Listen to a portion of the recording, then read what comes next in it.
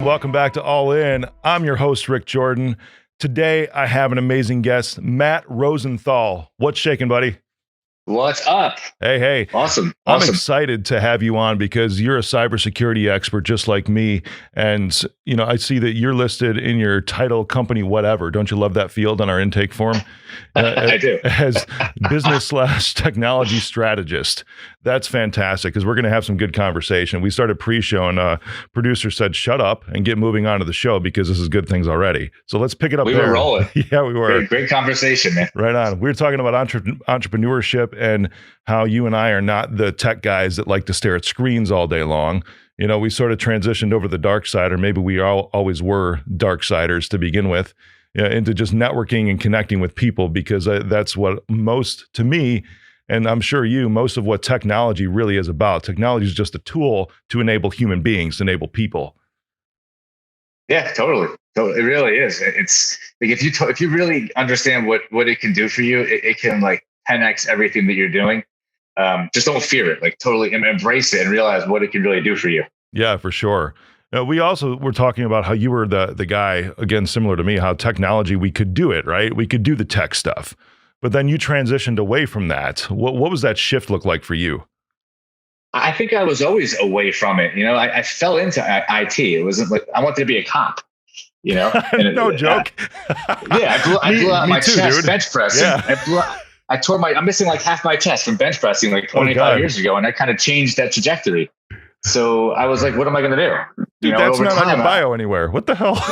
That's awesome. Yeah, minor detail. Yeah, no joke. That's where I was too. I was a police cadet. I was going to do military police, law enforcement, and then same thing. Just fell into tech. That's just kind of how it went. Yeah, and it's a good place to fall. I mean, then I was going to be a fireman because I volunteered for 15 years in my hometown. So I was like, all right, I could be a fireman.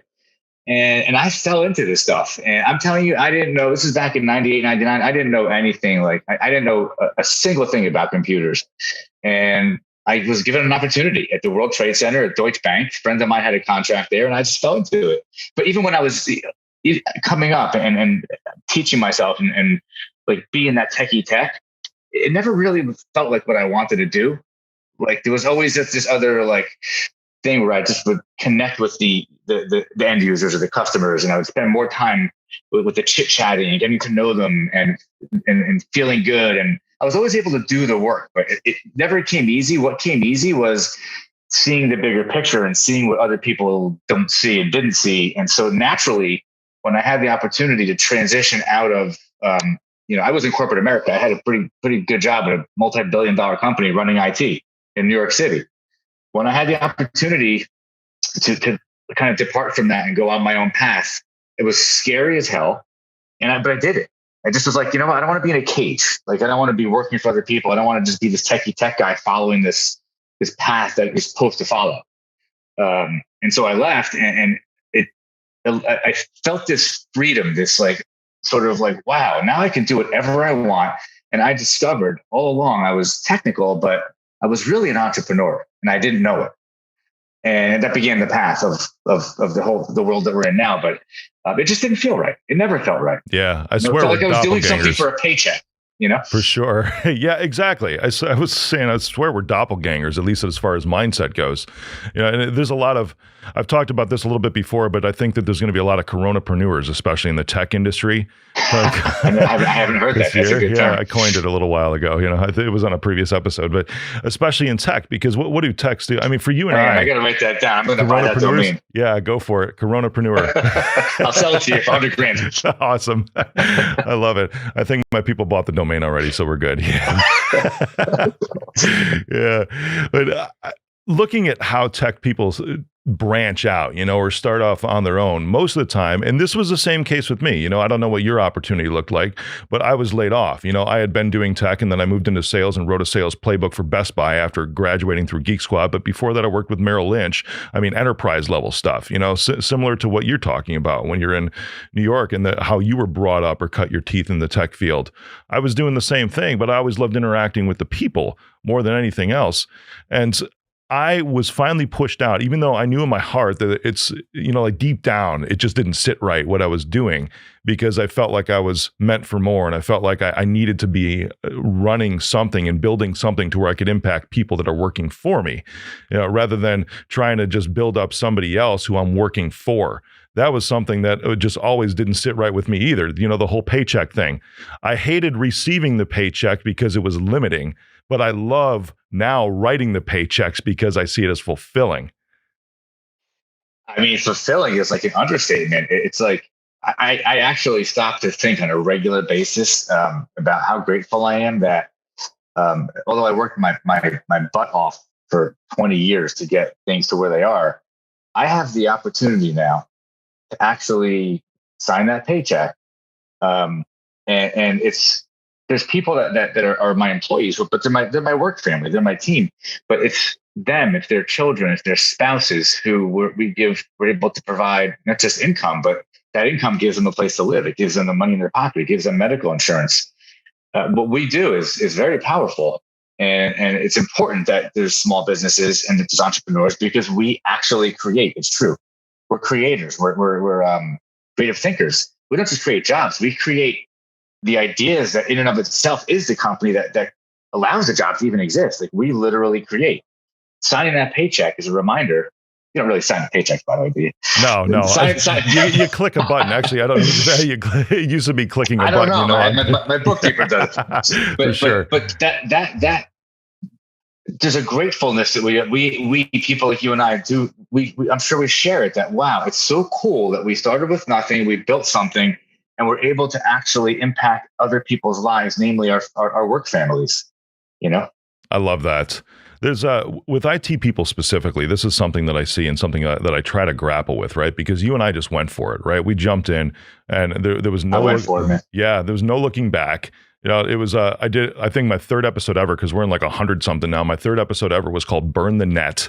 And that was really what I did, and I'm sure you did too, was that, I had this visualization of these trapeze artists, and everything in the circus, and it isn't just remove the net, it's like freaking burn the thing, so you can't even think about putting it back up. There's no plan B. Exactly.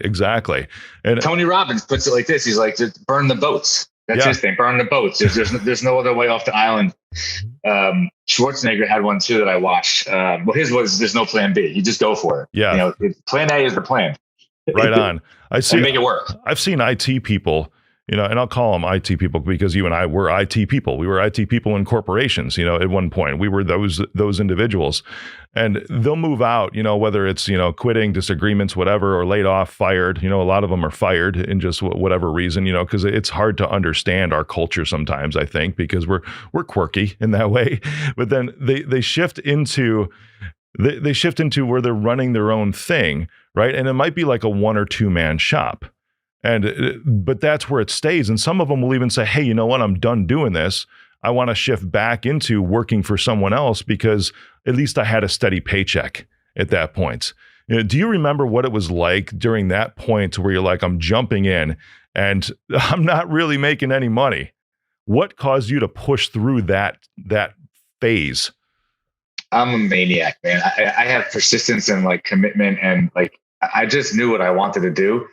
And I was fortunate enough that I wasn't fired, but I was probably going to be, because the company I worked for found out that I had a side gig, which apparently now is like normal. Yeah. But back now it's even like idolized as a side hustle. Right, like you're supposed to. Yeah, exactly. Like we all have it. It's a side hustle. You do some IT work. Yeah. So when they found out, I decided rather than have the stain of being fired, I just quit.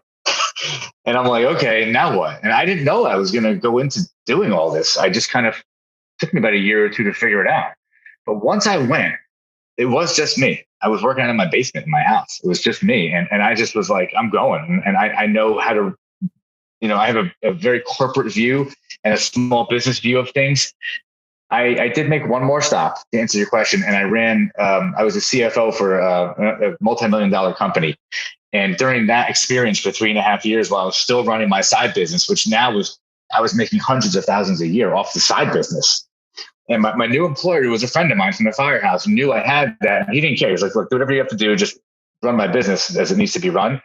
That 3-year experience with him, or 3.5 years, was the last piece I needed to feel the confidence I needed to fully understand sales, to have an idea about marketing, and to understand specifically finance and the finances of running a business, because I did it for him for 3.5 years, and he beat me up like you wouldn't believe. I mean, and so I learned a lot, but I don't know that a lot of people that I've experienced can take that type of beating and that type of experience and see it as an opportunity to learn.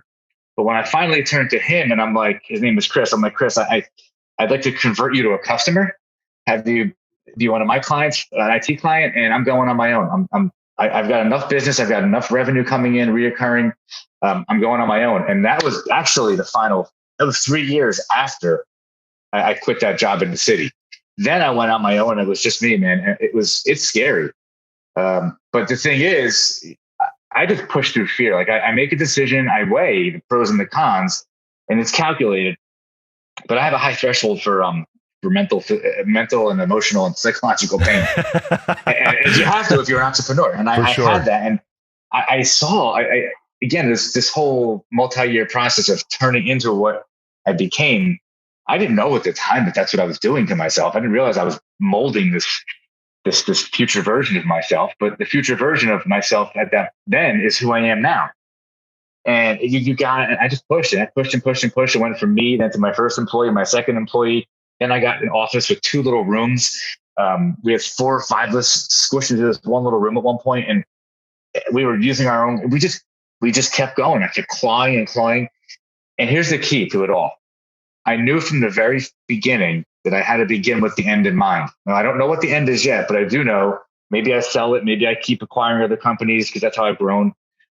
Whatever it is, I put processes and systems in place from day one before I had any people, knowing that those things were necessary to scale the company.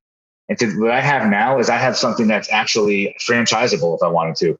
It's so process and system driven that people have paid me to re-engineer their own entire business workflows, top to bottom, because they're not as effective and as efficient and productive as they should be.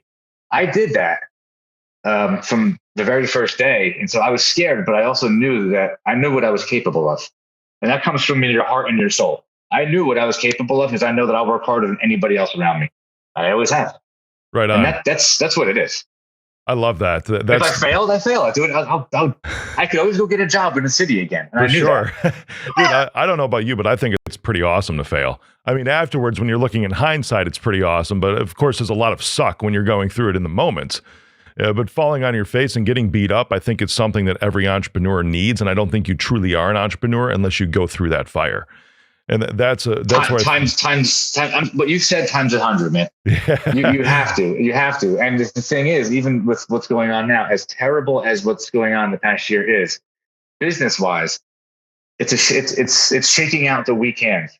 The businesses that really can't make it, they're gone, or they're about to be gone, or they'll be gone soon. And the businesses that are really run well, they'll make it. They'll be all right, and they'll pivot. They'll be decisive. They'll shift. And I've done it. I did it back in March. I sat my whole company down. I'm like, all right, here's the deal, March or April. Here's what I have: a 7-phase plan to get us through this. We're all going to be all right, which I did. I spent a lot of time coming up with the plan. And I'm like, I don't know what's going to happen, but I do know that if anything happens, I've got 7 steps that I've got laid out that will maintain us and our customers, and we'll get through this. I never had to go into any of those steps because our business is so strong. I didn't have to let anybody go. I didn't have to. We've been giving out bonuses. I've given out raises. We're actually better off now than we were before. It's partially a tribute to me, but it's mostly a tribute to the fact that the processes and systems that I put in place years ago, that's the glue that holds it all together. Yeah, no doubt. Man, that's fantastic. As we're talking about, you said that the way you've gotten to where you are right now is acquisitions, and that's a path that I'm just starting down. I'm actually looking at private placement and things right now. There's investors that want to jump on board because same thing, there's processes and systems in place. I know you're saying no, but I have the end in mind too. And the end in mind is way up there. So we should talk after this. we should talk after this, yes. But taking a look at who's out there, there's this difference too that I've seen between, and everybody likes to say, hey, when they have their own business, their own small business, the word now of entrepreneur is just kind of thrown around. And everyone feels that, this is personal opinion here that, oh, I'm an entrepreneur because I have my own business. And I learned, because there was a shifting point for me after having my own IT and then cybersecurity firm for about 5 years, there was a shifting point for me to where I really realized that I was an entrepreneur. Yeah, and that's when I started attacking everything and really believing that this thing is bigger than me. And that's how it has to be in order to continue growing, in order to continue impacting lives. That's when I even looked at doing the media that I'm doing right now. It was this transition phase to where, like you said, you didn't even realize it right away. And that resonated so much with me because even though I knew it was inside of me, I didn't really realize it even after I started out, quote unquote, on my own. Yeah, but you look at it, and I was talking with somebody the other day, this is in a group that I'm a part of, and I was explaining our industry. Because a lot of people that start in our industries worked for corporations like us.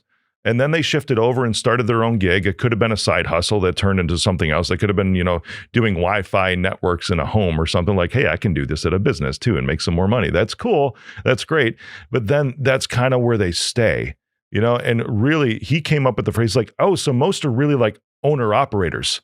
And I had always heard that term as far as like a truck driver, right? Transportation owner operator. And that's what I likened it to, or, a small manufacturing company or something like that, to where there's the owner back there literally running the machines and the fabrication equipment and everything else. But in our industry, that exists a lot to where it's owner operators. And they're doing the same thing right now, just for themselves, making the same money with more pressures than what they were working for a corporation.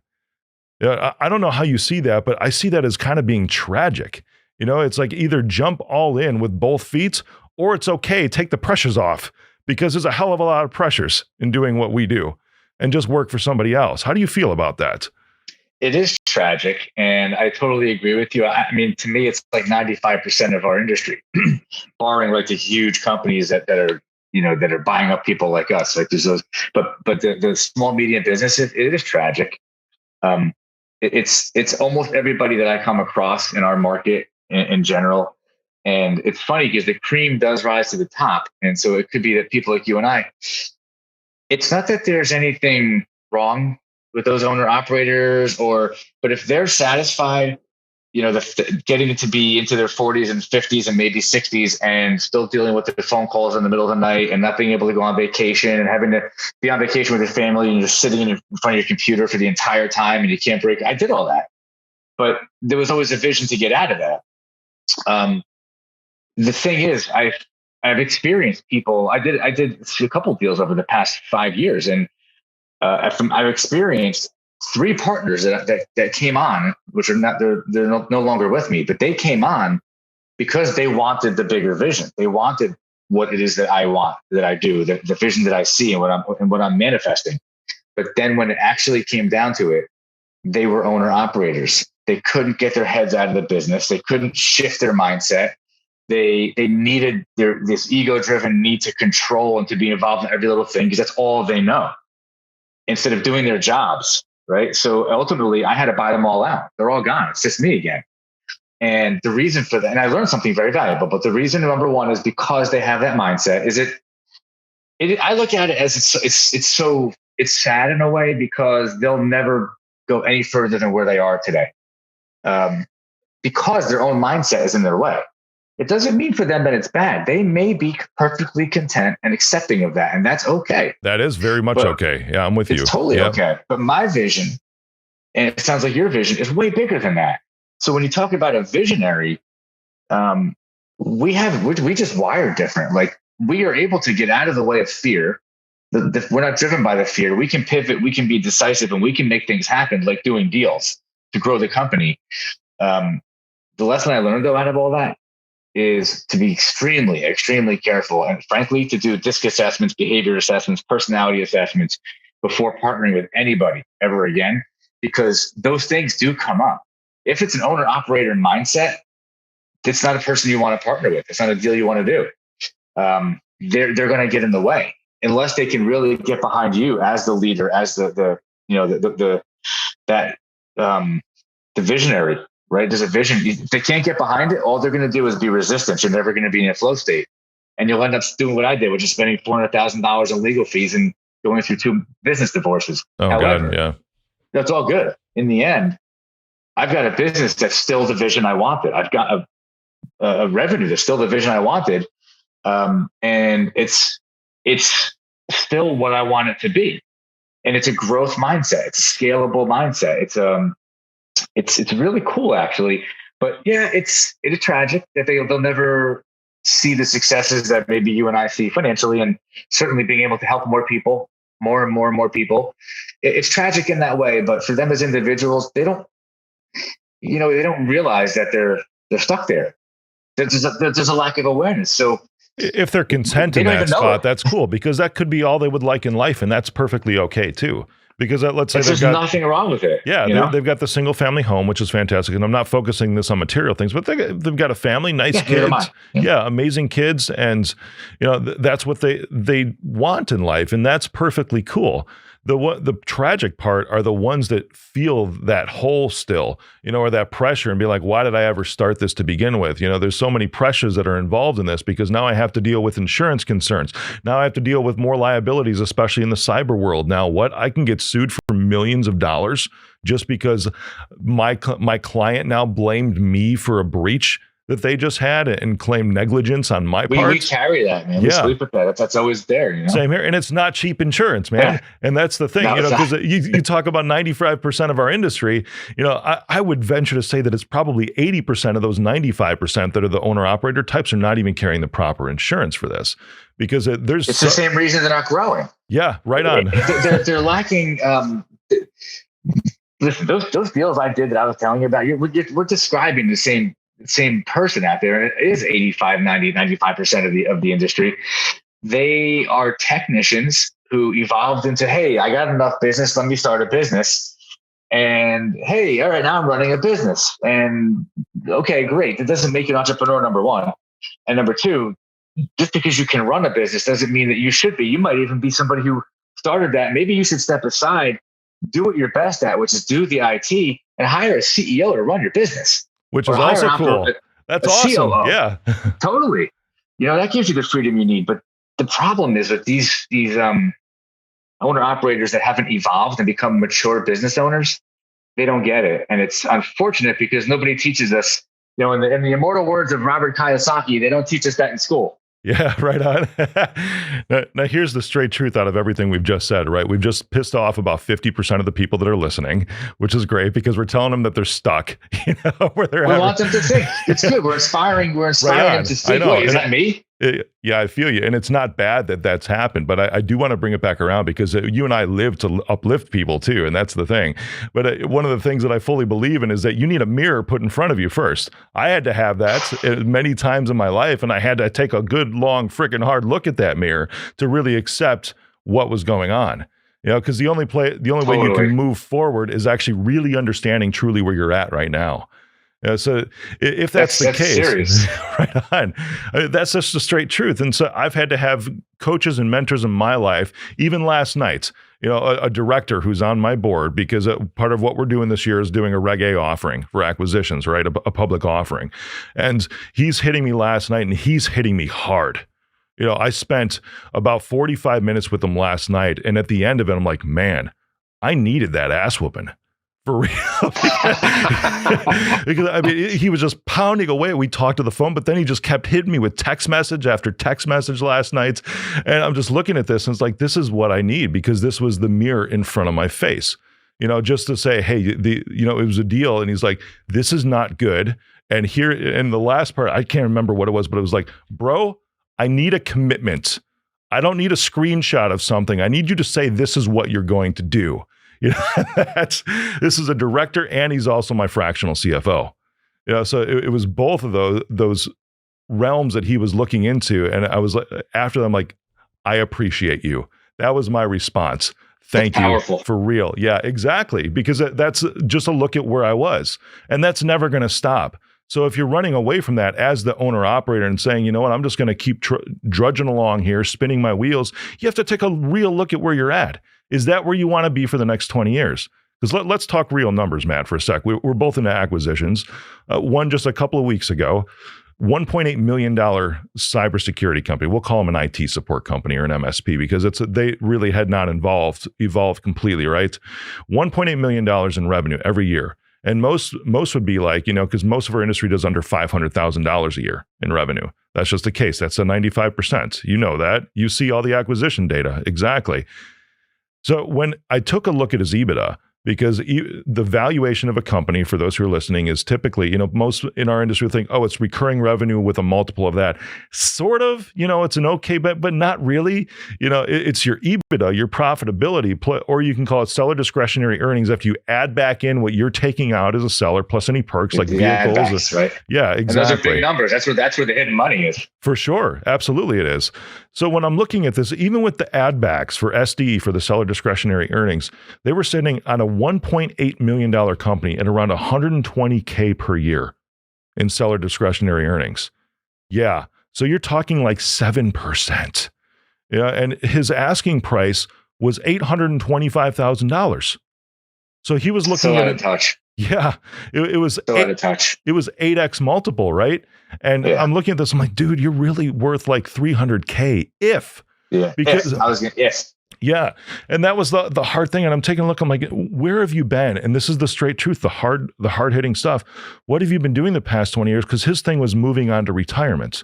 He was mid 60s, and he's like, well, I need the $800K for my retirement. I'm like, the first thing is that if you're going to live another 20 years, $800K is not enough. Yeah, just look at inflation. Second of all, you're really only worth about 300 if there's an earnout structure that's in place. If those contracts are good, if you have contracts on the recurring revenue. Right on, which by the way, the mix was 18% in recurring revenue. Most of it was still like consulting services, typical old school kind of. He's not worth. He's not worth anything. Yeah. So there's no value to that business. Right on. So, he's the value. He's the business. That's it. Which means he can't go anywhere. Right on. And that's why I put a 5-year earnout structure in place. That was the only way that I would make an offer for that. Right. He would have to stick around. And then you got to deal with him and hope he works every day because he wants to retire. His mindset. So I'd walk away from that one. Yeah. And I did. I did. Exactly. So he ended up going with somebody else where he didn't have to stick around. And from what his broker came back to me with was he got a deal of about $350,000. So, I was the one that held up the mirror. That's cool. And then he went somewhere else to get the straight truth again. And it's like, okay, this is what I have to do. But now he's working for that company, saying exactly what I'm saying for the next 6 years or so. This is what the broker told me. So that's the straight truth is what are you building right now? And what are you going to look at 20 years from now? Because if this is your retirement, if this is what you're saving for, because Social Security, that's not going to be around. Right? These are people that are probably our age in their 40s, right? 20, 25 years from now, it's not going to be around. It's impossible. A 401k is not going to last you. You need to have some real 100%. Investments. I totally agree with you.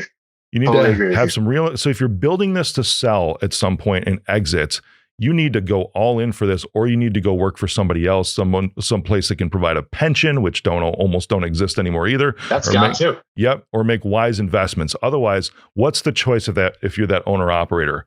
Go freaking all in. That's it. You got to go all in. There's nothing you can do. I mean, if you're that guy and you're in that position, frankly, forget retiring. Work another 5 or 10 years and take the profits from your business instead of spending it on yourself and doing whatever you're doing with it. Take that and then invest that in places so that in the future you've got cash flow coming from something other than your business. Right on. Like real estate. Buy real estate that has positive cash flow. That's what I'm going to do. Multi-units, especially. That's what I do. I make money from my business for sure, but my personal wealth doesn't come from the business because I don't necessarily know if I'm going to sell it or keep it. It doesn't matter. I'm still building, but the cash flow that comes from that, you do have to know, like, what do you want to do? Like, you're right. You're not going to retire. I mean, 401k is to me is becoming nonsense. I contribute to it because my employees need to, and if I don't, they can't. So I contribute to it, but you as a business owner, your bottom line matters. 7-8%. To your point, I think the guys I did deals with, they were running like that, and they didn't think so. They thought that they were running healthy. And I'm doing spreadsheets and looking at numbers like, what, you're running at 10, 11, 12%. and it's mostly project work, it's mostly billable time, your value is pretty damn low. And I don't care how many millions you're running at, the business isn't worth anything. But inside of that, I see the diamond in the rough. I see how we can convert things, how we can clean things up, how we can be more efficient. And I take the business that was doing 12% and roll it into my process and workflow. And now it's doing 25, 30% margins.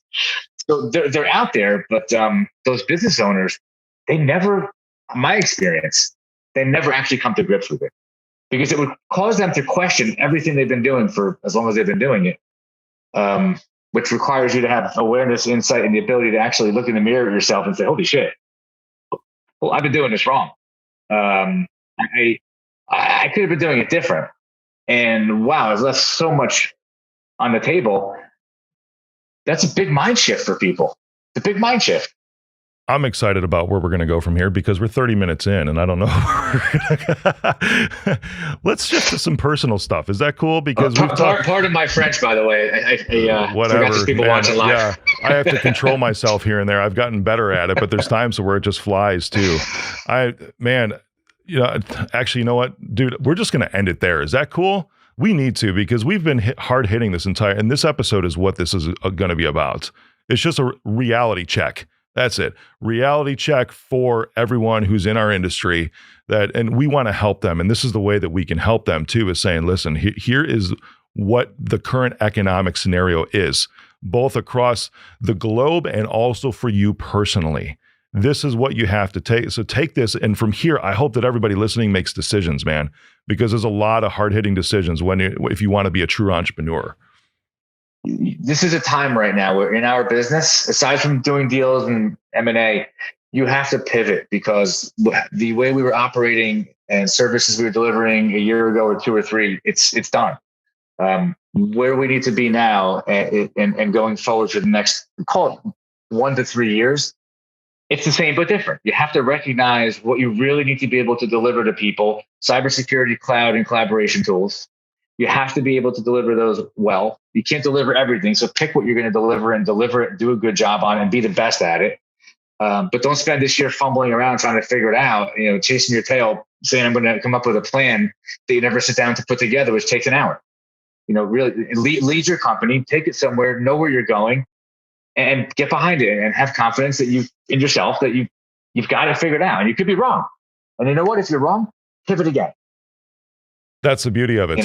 There's endless pivots. There's no limit to how often you can reinvent yourself. That's the entrepreneur. Right Fail on. and pivot. Fail and pivot. Matt, this was incredible. You got me fired up this morning. My first one of the day here. Awesome. Thank you, brother. I hope you had fun too. And where can everyone find you? Because of course it's mind-core.com for your company, but you're on Instagram, you're probably on Facebook, whatever. But where can everybody find you just to connect with you, follow you? Best place is LinkedIn. Just look me up and you can search for me with Mindcore. YouTube, I have tons of videos. I'm probably putting out about 10 a week now, and nice. New videos. And I do have a podcast that I'm working on. It's going to start up in a few weeks. But for now, just go to LinkedIn and everything is there. Cool, brother. Everybody needs to go and connect with Matt on LinkedIn. And thanks for joining in today. Share this with everybody you know that's in this industry, especially, or just a general entrepreneur, because this was hard hitting and you needed to. Hey, Matt, thanks, my man.